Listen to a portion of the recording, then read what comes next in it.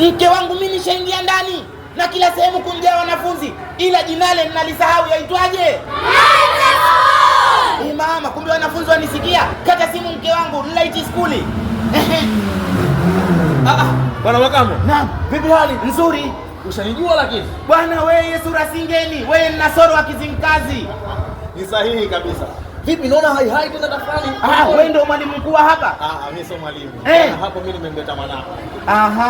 Unajua bwana hapa kuna mdogo wangu nilimsomesha hapo nyuma. Ndio. Anasoma kuanzia KG1 mpaka form 2.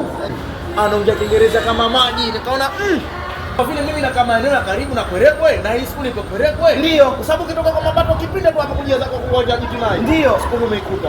Nikasema hapana, lazima na mtoto wangu huyu niliye naye sasa hivi aje hapa. Kwa hiyo mwanangu nishamleta hapo. Bwana na mimi ninakuja, ninaisikia sifa za skuli ya Light. Inasikika kwa sifa nzuri na mimi ninakuja sikilizia huku ili nimlete mwanangu. Bwana tena hapo umefika, walimu ni wazuri, wamebobea kweli kweli. Tena wako smart hao. Wana elimu ya kutosha na watoto wanasoma bwana. Sio kwenda kucheza cheza tu. Na ndio maana ukanikuta mimi hapa, mtoto akikua tu nimemleta hapa.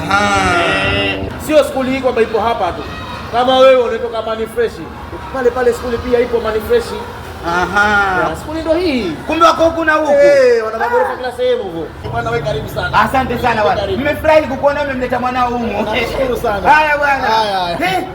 Nakwambia Nasoro wa Kizimkazi alikuwa mchafu huyu mtaani, lakini sasa hivi maridadi.